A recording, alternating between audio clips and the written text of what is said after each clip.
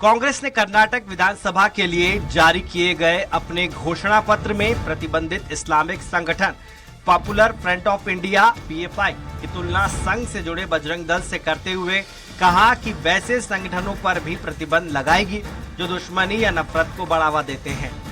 कांग्रेस का कहना है कि कानून और संविधान पवित्र है, बजरंग दल और पीएफआई जैसे संगठनों द्वारा इसका उल्लंघन नहीं किया जा सकता। कर्नाटक में बजरंग दल पर बैन को प्रधानमंत्री नरेंद्र मोदी ने इसे भगवान हनुमान की पूजा करने वालों को ताले में बंद करने की कोशिश करने का कांग्रेस का प्रयास करार दिया है। क्या छत्तीसगढ़ में भी बजरंग दल को बैन किया जाएगा?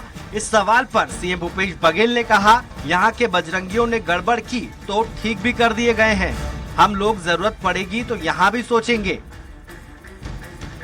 बजरंग बली को नहीं, बजरंग बली हनुमान हमारे आराध्य हैं।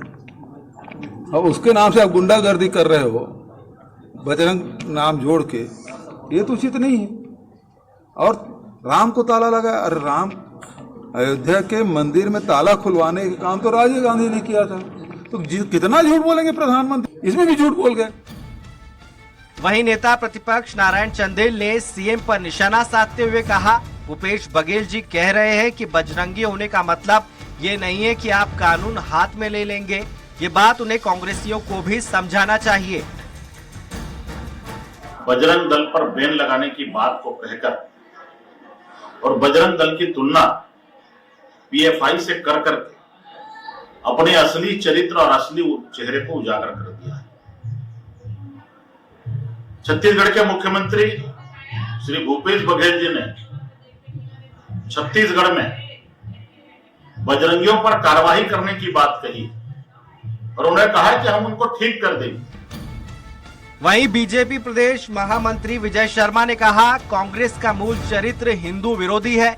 एक बार फिर कर्नाटक में कांग्रेस अध्यक्ष मल्लिकार्जुन खड़गे ने अपने घोषणा पत्र में बजरंग दल और पीएफआई को बैन करने की बात कहकर इसे साबित कर दिया। और मल्लिकार्जुन खड़गे जी ने फिर से ये कहा है कि पीएफआई और बजरंग दल पर बैन करेंगे। PFI popular front of India 28 सितंबर 2022 से ministry of home affairs India government के द्वारा 5 वर्षों के लिए अनलॉफुल एक्टिविटीज प्रिवेंशन एक्ट के अंतर्गत बैन किया हुआ है। जो संस्था बैन है उस पर बैन करने की बात कह रहे हैं, मतलब परोक्ष रूप से ये कह रहे हैं कि जब कोई कहेगा कि बजरंग दल पर बैन नहीं करिए तो ये कहा जाएगा कि फिर हम पीएफआई पर भी बैन हटाएंगे, दोनों बात एक है। वहीं बीजेपी द्वारा बजरंग दल को भगवान बजरंग बली बताए जाने की कांग्रेस ने कड़ी निंदा की है। प्रदेश कांग्रेस संचार प्रमुख सुशील आनंद शुक्ला ने कहा, कांग्रेस पार्टी मांग करती है कि बजरंग दल जैसे संगठन की बजरंग बली से तुलना करने के लिए बीजेपी देश की जनता से माफी मांगे। भारतीय जनता पार्टी के नेता जिस प्रकार से उसको लगातार बजरंग बली बता रहे हैं, उसकी कांग्रेस पार्टी कड़ी निंदा करती है, मांग करती है कि बजरंग दल जैसे संगठन को भगवान बजरंग बली से तुलना करने के लिए भारतीय जनता पार्टी देश की जनता से माफी मांगी। बहरहाल कांग्रेस ने कर्नाटक विधानसभा के लिए जारी घोषणा पत्र में बजरंग दल पर बैन की बात कहकर बीजेपी को एक और बड़ा मुद्दा दे दिया है। बीजेपी न सिर्फ कर्नाटक में बल्कि छत्तीसगढ़ सहित तमाम राज्य में इसे कांग्रेस के खिलाफ मुद्दा बनाएगी। अब देखना होगा कांग्रेस इस मुद्दे से कैसे पार पाती है। स्वराज एक्सप्रेस के लिए रायपुर से दिलीप साहू की रिपोर्ट। कर्नाटक विधानसभा चुनाव के लिए कांग्रेस द्वारा जारी घोषणा पत्र में बजरंग दल पर प्रतिबंध लगाने के वायदे को लेकर सियासत जारी हो गई है। उसी पर आज चर्चा करेंगे। हमारे साथ खास मेहमान जुड़ गए हैं, आपका तारुफ करवा देते हैं उनसे। सबसे पहले हमारे साथ जुड़ गए कांग्रेस नेता विकास बजाज जी, आपका स्वागत है। बीजेपी नेता ब्रजेश पांडे जी, आपका स्वागत है। वरिष्ठ पत्रकार पीसी रथ साहब हमारे साथ जुड़े हैं, आपका भी बहुत बहुत स्वागत है। पहला सवाल विकास जी से है। विकास जी, ये यूं ही तो नहीं हुआ होगा, ये आपकी पार्टी ने सोचा होगा कि इसका नफा क्या होगा, नुकसान क्या होगा, इसलिए आपने इसे मैनिफेस्टो में शामिल किया है। आपको लगता है कि जो राजनीति 2014 के बाद से देश में हो रही है उसमें आप अगर ऐसा कोई वादा करेंगे उससे आपको फायदा होगा?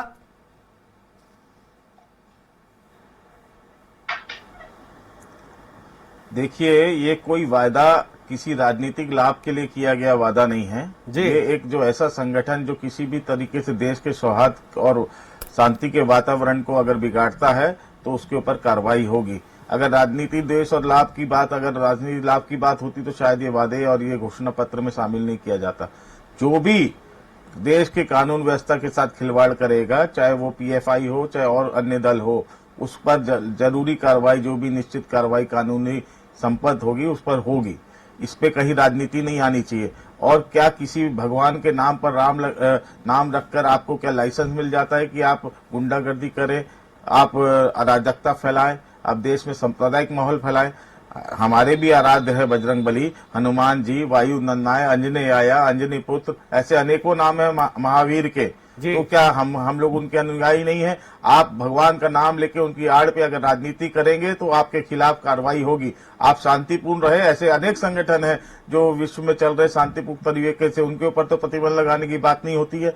जब आप कहीं भी किसी भी तरीके से लॉ एंड ऑर्डर और शांति व्यवस्था को ठेस पहुंचाने का काम करेंगे तो कानून अपना काम करेगी। चाहे आप भगवान के नाम की आड़ पे राजनीति करें, चाहे इनका तो चरित्र ही है कि राम के नाम पर पहले राजनीति करते थे, अब बजरंग बली के नाम पर बजरंग बली का विरोध हो रहा है। बजरंग बली को जो लोग मानते हैं उनको ताले में बंद किया जाएगा।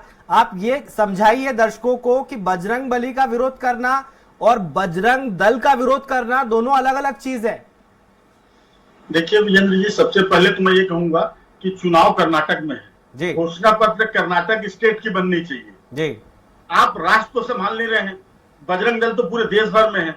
और मुझे कांग्रेस के सलाहकार और जो नियम धर्म बनाते हैं कांग्रेस के, उनकी बुद्धि पर तरस आती है। आप कांग्रेस बजरंग दल की तुलना किससे कर रहे हैं? पीएफआई से। पीएफआई आतंकवादी संगठन है, ये प्रमाणित हो चुका है और 5 साल के लिए बैन लगा हुआ है जी। ऐसी स्थिति में आप देखेंगे कि बजरंग दल क्या कर रही है आज की स्थिति में। सर आवाज इको हो रही है जी, थोड़ा सा आवाज। हाँ, तो मैं कह रहा था बजरंग दल ने ऐसा कौन सा काम किया है ये बताइए आप मेरे को। बजरंग दल क्या करती है? बजरंग दल राष्ट्र भक्तों की दल है। वो लव जिहाद का विरोध करती है, धर्म परिवर्तन का विरोध करती है। ऐसी स्थिति में हिंदुओं के समर्थन में खड़ी रहती है। ये बात कांग्रेस को पचती नहीं है। ऐसा देखकर कांग्रेस जानबूझकर विवाद करने के लिए अपने घोषणा पत्र में उसको लाया है और तुलना कर रही पीएफआई से। पीएफआई का क्या काम है? विदेशों राष्ट्र के विरुद्ध कार्य करती है, विदेशों में फंडिंग करती है। बजरंग दल का ऐसा कौन सा फंडिंग है या ऐसा कौन सा काम किया है देश के विरुद्ध कार्य? बता विकास जी। इसलिए ये कहना ठीक है कि बैन कर देंगे और भूपेश बघेल जी का ये कहना कि बजरंग दल को ठीक कर देंगे या बैन कर देंगे, यहाँ भी ये बहुत निंदनीय बयान है भूपेश बघेल जी आदरणीय मुख्यमंत्री जी का। क्योंकि काल नेमी भी गया था बजरंग बली जी का ठीक करने, क्या गति हुई, क्या हालत हुई काल नेमी। ठीक है ब्रिजेश जी, आऊंगा आपके पास में, रुक करूंगा पीसी रथ साहब का। रथ साहब, आपको क्या लगता है कि ये फैसला जो पार्टी ने तय किया है, कांग्रेस पार्टी ने जो वादा किया है, वो क्या पार्टी के हित में होगा?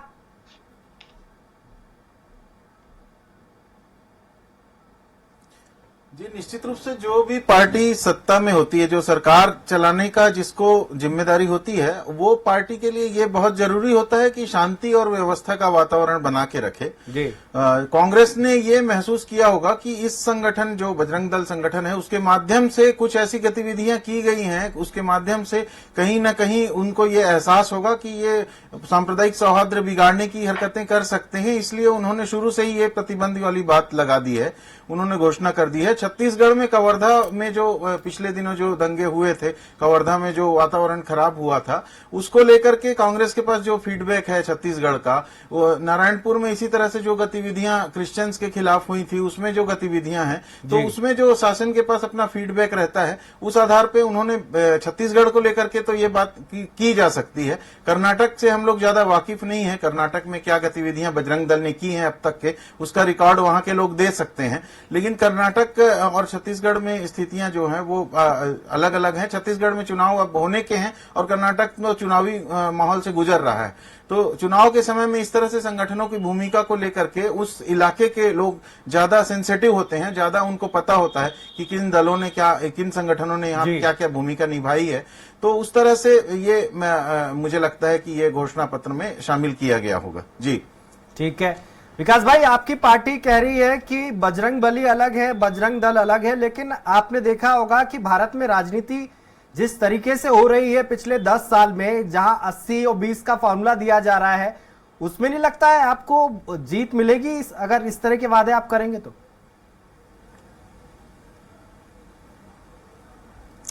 ये राजनीति से परे बात है ब्रिजेश भाई, क्योंकि ये आप अगर मूल बात आपकी मैं समझूं तो अगर वातावरण को देखते हुए इनको तो ध्रुवीकरण की राजनीति भाजपा की है, उनको ये मुद्दा जबरदस्ती के बनाने की आदत है और ये बनाएंगे। आप याद करें सरदार वल्लभ भाई पटेल जो पहले देश के गृह मंत्री थे, उन्होंने आरएसएस पर बैन लगाया था, उसको प्रतिबंध किया था। तो क्या जब अगर कोई भी ऐसी घटना और ऐसी चीजों में व्याप्त होगा कोई भी दल, चाहे वो किसी भी नाम से हो, चाहे वो पीएफआई हो, चाहे बजरंग दल के नाम से हो, चाहे किसी अन्य नाम से हो, अगर वो कानून व्यवस्था के साथ खिलवाड़ करेगा, देश के शांतिपूर्ण वातावरण को खराब करने की कोशिश करेगा, तो उसके ऊपर निश्चित कार्रवाई होगी। ये हर सरकार की जिम्मेदारी होती है। और रहा बात राजनीति का, तो राजनीति लाभ लेने की इनकी शुरू से आदत है। आज भगवान राम के नाम पर हमेशा से ये राजनीति करते आए। आज भगवान रामलला का 1988 में तत्कालीन प्रधानमंत्री स्वर्गीय राजीव गांधी जी ने ताला खुलवाया था। अगर हम लोग सनातनी ये हिंदू विरोधी हमको करार देने की कोशिश करते हैं, लेकिन हिंदू धर्म का अगर पालन की बात करें तो आज छत्तीसगढ़ का ही अगर उदाहरण ले ले, 15 साल इनकी सरकार रही, ना माता कौशल्या की इनको याद आई, ना प्रभु श्री राम की याद आई। आज राम वन पथ गमन, चाहे कौशल्या मंदिर का निर्माण, आज जो गौधन योजना, जो गायों की सेवा, जो गौमूत्र खरीदी, गोबर खरीदी, ये सब योजनाएं किसकी लाई हुई है? कांग्रेस सरकार की है। दिखावे की राजनीति कांग्रेस ने कभी नहीं की। कांग्रेस हमेशा से न्याय संगत राजनीति पे विश्वास रखती है और कानून व्यवस्था और देश के भाईचारे को बनाए रखने में विश्वास रखती है। अगर ये किसी भी नाम से आज भगवान का नाम जोड़कर कोई दल बना लेंगे और उसमें उसके नाम पर उपद्रव फैलाएंगे तो भगवान को भी बदनाम कर रहे हैं। हमारे बजरंग बली हमारे हैं, वीर हनुमान महावीर हमारे आराध्य है। उन्होंने कैसे अपने प्रेम भक्ति से प्रभु श्री राम को जीता था वो सब जानते हैं, और कैसे उग्र रूप धारण करके लंका को ढाया था। लेकिन ये इस तरीके से भगवान बजरंग बली का नाम लेकर अगर राजनीति रोटी सेकेंगे तो इनको ना बजरंग बली माफ करने वाले हैं, ना श्री राम इनको माफ करेंगे। क्योंकि हमेशा से कोई जनता के मुद्दों पर बात नहीं करना है, महंगाई पर बात नहीं करना है, बेरोजगारी पर बात नहीं करना है, देश की सुरक्षा पर बात नहीं करना है। इनको सांप्रदायिकता फैलाना है, देश में अराजकता फैलाना है, यही इनका काम है। इसीलिए ऐसे अगर इस तरह की जरूरत पड़ेगी तो किसी भी नाम से संगठन बनवाए। और हमें हिंदुओं के प्रमाण देने की जरूरत नहीं है, न बजरंग बली के भक्त होने का प्रमाण देने की जरूरत है। पिछले सरकार में आपकी सरकार ने क्या काम किए हैं उसकी बात करना चाहिए, लोगों को कितनी सुविधाएं मिली है उसकी बात करना चाहिए। आप धर्म को क्यों राजनीति में ले आते हैं?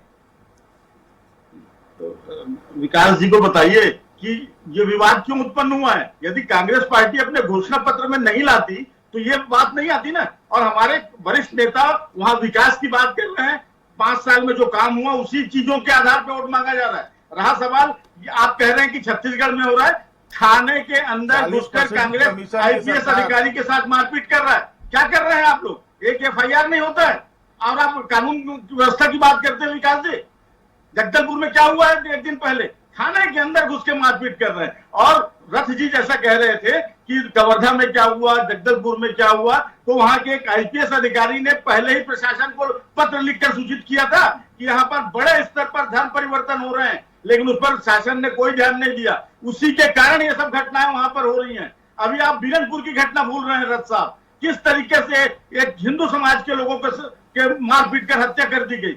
उनके हत्या करने वाले लोग खुलेआम घूम रहे हैं, संरक्षण दिया जा रहा है उनको, और आप कह रहे हैं कि कांग्रेस कुछ नहीं करती है।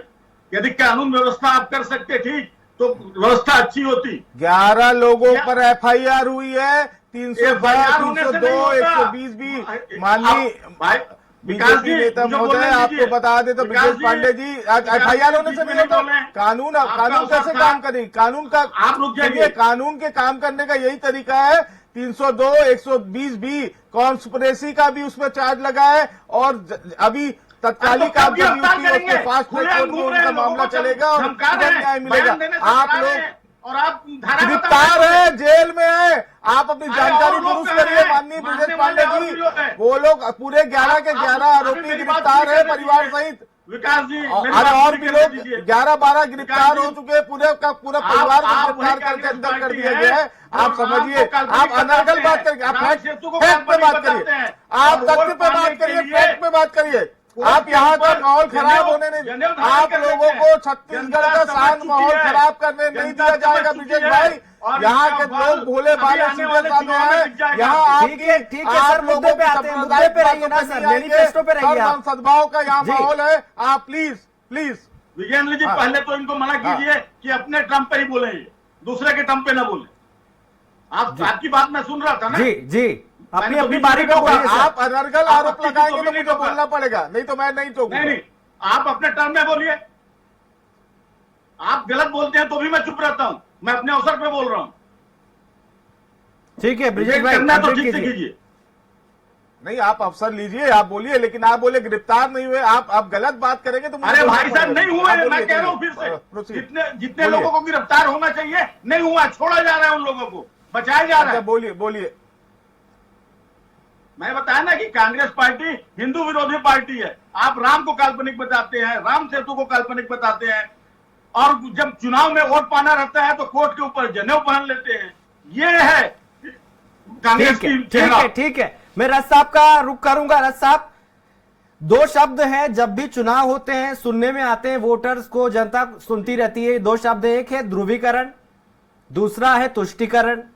कांग्रेस कहती है कि ध्रुवीकरण की राजनीति बीजेपी कर रही है, कांग्रेस कहती है, बीजेपी कहती है कि तुष्टीकरण की राजनीति कांग्रेस कर रही है। आपको क्या लगता है कि ये मुद्दे जमीन पर काम करते हैं दोनों पार्टियों के लिए? जी, ये मुद्दे निश्चित रूप से काम करते हैं। भारतीय जनमानस को समझने वाली दोनों राजनीतिक पार्टियां हैं।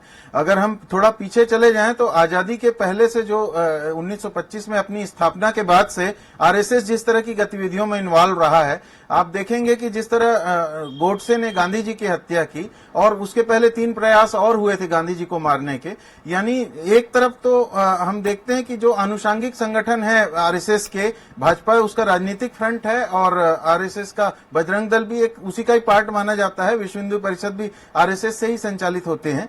तो ये सारे संगठन अंग्रेजों के खिलाफ या अंग्रेज अधिकारियों को मारने में इनका कोई रोल नहीं था, उसके लिए इन्होंने कोई प्रयत्न नहीं किया। लेकिन जो सांप्रदायिक सद्भाव की बात करने वाले महात्मा गांधी थे, जिनको पूरा देश और आज तो पूरा विश्व पूजनीय मानता है, उनकी हत्या की साजिशों में शामिल रहे। उसमें ही सावरकर भी अंदर रहे उस मामले में ही, और उसी मामले में ये जो गोडसे हैं उनको सजा हुई और पूरी टीम जो है वो आइडेंटिफाई हुई थी। और तभी उस मुद्दे को लेकर के पटेल जी ने, वल्लभ भाई पटेल जी ने प्रतिबंध लगाया था। और बाद में बहुत अलग अलग तरह से क्षमा याचना की कोशिशें जो लगातार पत्र दिए गए संघ की तरफ से, तो उसके बाद उन्होंने फिर मुझे सुनाई नहीं दे रही है, उसके बाद उन्होंने प्रतिबंध मुश्किल से हटाया। तो ये सिलसिला चला आ रहा है। तो मैं जो बात कर रहा था कि कवर्धा में जो नरसिम्हा राव की सरकार ने प्रतिबंध लगाया था, फिर बाद में उसको रिवोक करना पड़ा, कोई आधार ही नहीं मिला था। जी लगाया था जी, ये सिलसिला चलता रहा है। सत्ता आधार मिलता है, लेकिन सरकारें बदल जाती है। लोकतंत्र में यही होता है कि सरकार जब बदल जाती है तो जो आपराधिक मामले भी वापस हो जाते हैं राजनीतिक नेताओं के, क्योंकि सरकार बनने के बाद हमको ये भी स्मरण रखना चाहिए कि बहुत सारे मामले जो हैं जूदेव जी के छत्तीसगढ़ में भी वापस हुए थे, स्वर्गीय जूदेव जी के, और अभी यूपी में जो मुख्यमंत्री हैं योगी जी, उनके खिलाफ भी बहुत सारे आपराधिक मामले भी रहे हैं जो वापस हुए हैं। तो ये इन सब का पब्लिक डोमेन में रिकॉर्ड रहता है। और ठीक है, आऊंगा रस साहब, आऊंगा मैं आपके पास, माफी के मैं रुक करूंगा विकास भाई का। विकास भाई, आपकी पार्टी ने कहा कि हम बैन लगाएंगे, चलती रही है, जैसे ही हम सत्ता में आएंगे बजरंग दल पर बैन लगाया जाएगा। लेकिन पीएफआई एक ऐसे संगठन से तुलना करना जो कि धार्मिक उन्माद फैलाता है, उससे बजरंग दल की तुलना करना कहां तक जायज है? कोई तुलना नहीं है, दोनों अलग अलग बातें हैं तेजस भाई। आप समझिए कि बजरंग दल पे अलग बात हो रही है, पीएफआई पे अलग बात है। पीएफआई आतंकवादी संगठन है, उस पर तो बैन है और बैन रहेगा। आतंकवादियों को किसी भी तरीके से बर्दाश्त नहीं किया जाएगा, ये एकदम स्पष्ट है। ये लोग दोनों बात को मिक्स करके उसका राजनीतिक लाभ लेने की कोशिश कर रहे हैं। पीएफआई आतंकवादी संगठन है, उस पर बैन है, बैन जारी रहेगा और ज्यादा से ज्यादा कड़ी से कड़ी कार्रवाई होगी। रहा तल अगर किसी प्रभु के नाम पर, किसी हमारे आराध्य के नाम पर कोई दल बनाकर अराजकता फैलाने की कोशिश करेगा तो उस पर भी कड़ी से कड़ी कार्रवाई होगी। ये आप कानून व्यवस्था की बात है, देश में शांति और सौहार्द बनाए रखने की बात है। तो कोई भी ऐसा संगठन हो जो अगर देश की सौहार्द सहिष्णुता और शांति के वातावरण को बिगाड़ने की कोशिश करेगा तो उसके ऊपर निश्चित रूप से कार्रवाई होगी, उसमें कोई भेदभाव नहीं है। और किसी प्रभु के नाम पर, किसी हमारे आराध्य के नाम पर विकास भाई, 3 जगह आपकी सरकारें, अभी राज्य सरकार है, हिमाचल में आपकी सरकार है, आपकी सरकार राजस्थान में है, छत्तीसगढ़ में है, क्या आप इन तीनों राज्यों में बैन लगाएंगे बजरंग दल पर? ऐसा कोई जरूरी नहीं है ब्रिज भाई, आप समझिए, जहां जहां इनके संगठन ऐसी गतिविधियों में लिप्त होंगे जो कानून व्यवस्था को ठेस पहुंचाएगी, जो अगर वहां के वातावरण को ठेस पहुंचाएगी, आपसी सौहार्द को ठेस पहुंचाएगी, देश के जो हार्मोनी को अगर डैमेज करने की कोशिश करेगी, वहां पर कार्रवाई होगी। ये जरूरी नहीं है कि हर जगह कार्रवाई की जाए। अगर वो सही तरीके से अगर वो काम करेंगे, अगर वो धर्म का प्रचार करेंगे, अगर जनता हित में काम करेंगे तो बैन लगाने की क्या आवश्यकता है। लेकिन जहां धार्मिक उद्भव फैलाने की कोशिश करेंगे, जहां पर अराजकता फैलाने की कोशिश करेंगे, तो वहां निश्चित रूप से कार्रवाई होगी, ये एकदम बात तय है। ठीक है, ठीक है। ब्रिजेश जी, आपकी सरकार है कर्नाटक में जिसने 4% मुसलमानों का आरक्षण वापस ले लिया है, हालांकि वो मामला सुप्रीम कोर्ट में पेंडिंग है, अभी उस पर सुनवाई चल रही है। ऐसे में अगर आप 4% का मुसलमानों से आरक्षण वापस लेते हैं और अगर बजरंग दल के लोग अगर कुछ ऐसी परिस्थितियों में इन्वॉल्व होते हैं, ऐसे मामलों में जहां उन पर मॉब लिंचिंग के आरोप लगते हैं, तो बैन करना तो सही है फिर? देखिए विजेंद्र जी, पहले तो मैं आपको बता दूं कि संभावनाओं के आधार पर कोई राजनीति नहीं होती और ना ही कोई उसका जवाब होता है। इस प्रकार विकास भाई कह रहे हैं ऐसा होगा तो ऐसा होगा, मेरे मौसा का मूछ होता तो मौसी होती, इस तरीके से संभावनाओं पर राजनीति नहीं होती है, एक विचारधारा पर राजनीति होती है। आपकी विचारधारा आप अपने घोषणा पत्र में स्पष्ट लिख रहे हैं पीएफआई और बजरंग दल, तो कैसे तुलना नहीं कर रहे हैं आप सोचिए। हेलो जी जी, कंटिन्यू कीजिए। आवाज आ रही मेरी? जी जी, बिल्कुल सुन पा रहे हैं। तो मेरा ये कहना है संभावनाओं पे राजनीति नहीं होती है। और रहा सवाल 5% मुस्लिम रिजर्वेशन की बात जो आप कर रहे हैं, ये गैर संवैधानिक है। आप संविधान निकाल के देखिए, कहीं धर्म के आधार पर राजनीति का उल्लेख ही नहीं है, तो आप उसका समर्थन कैसे कर सकते हैं? ये कांग्रेस की सिद्धारमैया का कहना है उन्होंने मुसलमानों में जो पिछड़ी जातियां हैं उनको आरक्षण दिया था। ये नहीं तो अब तो सुप्रीम कोर्ट में पेंडिंग है, दूध का दूध और पानी का पानी हो जाएगा। इंतजार कर लेते हैं सुप्रीम कोर्ट के परिणाम का, फैसले का। बिल्कुल बिल्कुल जी। रथ साहब, आपको क्या लगता है कि छत्तीसगढ़ में अगर चुनाव होने वाले हैं, अगर सेम घोषणा पत्र की लाइनें कॉपी की जाए तो क्या कांग्रेस के लिए फायदेमंद होगा? क्योंकि बीजेपी यहां प्रोएक्टिव है कानून व्यवस्था को लेकर। सर, मेरे जगदलपुर वाला जवाब भी नहीं दिया विकास भाई ने, जिस तरह से आईपीएस वालों से मारपीट की है। प्रश्न है छत्तीसगढ़ में कुछ आवाज आ रही बीच में मुझे जी। छत्तीसगढ़ में इस तरह से माहौल नहीं है। छत्तीसगढ़ का जो हार्मोनी है वो बना हुआ है, उसको डिस्टर्ब करने की कोशिशें की गई हैं, लेकिन उसको एक शांति और सौहार्द का वातावरण है छत्तीसगढ़ में। मुझे नहीं लगता कि कांग्रेस को इस तरह के मुद्दे लेने की जरूरत पड़ेगी। हालांकि सरकार को बहुत सख्ती से जो कानून व्यवस्था से खेलने वाली ताकतें हैं उनसे निपटने की जरूरत है। और छत्तीसगढ़ में ऑलरेडी हमारे पास और दूसरे मुद्दे हैं, ग्रामीण विकास को लेकर सरकार काम जो कर रही है उसको लेकर के, लेकिन शहरी बेरोजगारों के लिए छत्तीसगढ़ में काम करने की जरूरत है। और छत्तीसगढ़ में चुनाव के लिए अभी जो दूसरे वायदे थे जिनको पूरा नहीं कर पाई है सरकार, उसके लिए विपक्षी दल के नाते भाजपा अपना दबाव बना रही है। शिक्षा व्यवस्था को लेकर के जो स्कूल खुले हैं आत्मानंद विद्यालय, उसकी क्वालिटी को लेकर के उसमें अच्छी शिक्षा दी जाए, इसको लेकर पॉजिटिव तरीके से विरोध किया जा सकता है। बहुत सारे ऐसे मुद्दे हैं। गोठान को लेकर के जो दावे किए जा रहे हैं वो पूरे नहीं हुए हैं, उस तरह के मुद्दों को लेकर के बात हो सकती है। और निश्चित रूप से प्रदेश में सांप्रदायिक सद्भाव का वातावरण बना रहे, ये हम सब चाहते हैं, ताकि विकास के नए रास्ते पे हमारा प्रदेश बढ़ सके। और इसमें मुझे लगता है कि बजरंग दल जैसे कोई विवाद की जरूरत शायद यहाँ पर नहीं है। समय का अभाव है, इसलिए चर्चा को यही विराम देना होगा। कांग्रेस नेता हमारे साथ जुड़े थे विकास बजाज जी, आपका बहुत बहुत शुक्रिया। ब्रिजेश भाई, आपका बहुत बहुत शुक्रिया। बीजेपी से हमारे साथ जुड़े थे वरिष्ठ पत्रकार पीसी रथ साहब, आपका बहुत बहुत शुक्रिया। 2023 में विधानसभा चुनाव होने हैं छत्तीसगढ़ में, एमपी में, राजस्थान में। क्या कांग्रेस का मैनिफेस्टो जैसा कर्नाटक में है वैसा यहां भी रहेगा? ये एक चर्चा का विषय जरूर होगा। आज के हमारे कार्यक्रम में इतना ही। आप देखते रहिए स्वराज एक्सप्रेस। नमस्कार।